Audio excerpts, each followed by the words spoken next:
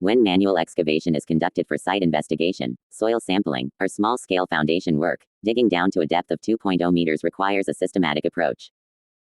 As depth increases, the primary challenges shift from clearing surface obstructions to managing physical fatigue, ensuring accurate depth measurement, and critically, preventing trench cave-ins. Here is the detailed step-by-step procedure for each 0.5 meter interval. For first step, interval, 0.0 meters to 0.5 meters, surface and topsoil removal. This initial phase focuses on establishing the footprint of the pit and clearing the organic layer. Setup and marking. Lay out the exact dimensions of the borehole or trial pit using pegs and string lines. Ensure the corners are square. Topsoil clearance. Use a flat shovel to strip the topsoil layer, typically the first 100 mm to 300 mm, which contains organic matter, roots, and turf. Stockpile this material at least 1 meter away from the edge of the excavation to prevent it from falling back in and to keep the workspace clear. Loosening and digging. Switch to a pointed tip shovel or a matic pickaxe if the ground is compacted or contains heavy clay. Dig down uniformly across the entire footprint rather than creating a funnel shape. Depth control. Periodically check the depth using a tape measure or a pre-marked wooden gauging rod measured from the original ground level. For second interval, 0.5 meters to 1.0 meters, subsoil excavation. At this depth, you exit the organic layer and enter the true subsoil, such as clay, sand, or gravel matrices. Verticality and profiling. Carefully maintain vertical walls. Use a hand trowel or the side of a spade to trim the sides of the pit cleanly. Keeping the walls plumb ensures the cross-sectional area remains uniform. Material handling. Dislodging soil becomes heavier. If soil sampling is required at this interval, clean the bottom of the pit of any loose slough, fallen debris before collecting the undisturbed sample. Spoil management. Move the excavated soil further back from the excavation edge. The weight of the piled dirt spoil heap near the edge can cause a surcharge load, increasing the risk of a sidewall collapse. Safety observation. Look out for changing soil strata, groundwater seepage, or underground utilities that may not have been marked. For third step, interval, 1.0 meters to 1.5 meters deep hand digging.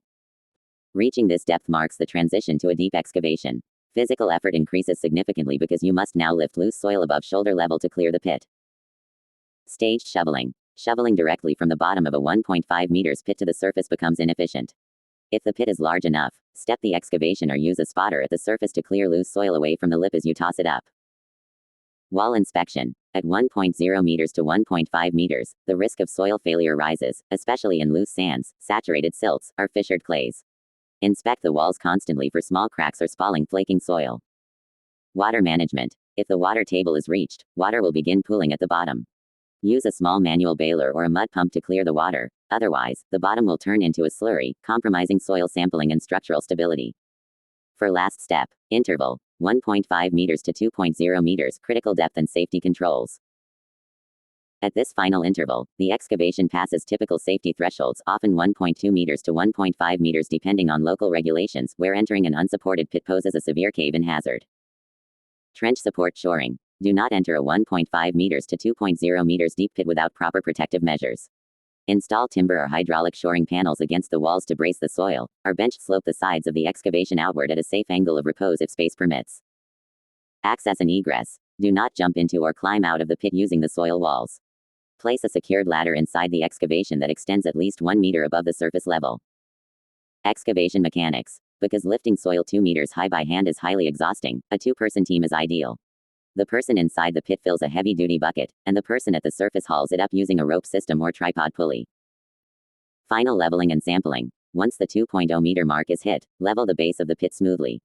If this is a geotechnical borehole or test pit, immediately take your final soil samples, record the strata descriptions, log the depth, and seal the samples in airtight containers to preserve their natural moisture content. In geotechnical and civil engineering, soil is the foundation of every structure we build.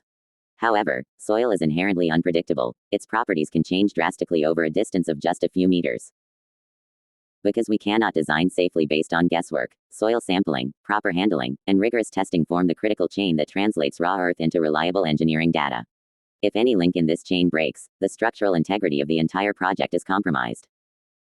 Structural concrete and steel are manufactured under strict quality controls with highly predictable strengths. Soil is completely natural and unmanufactured. Therefore, soil testing is the only way to establish the engineering parameters of the most unpredictable material on the job site. Skimping on sampling or handling protocol doesn't just risk catastrophic structural failure, it frequently leads to massive project delays and cost overruns during excavation.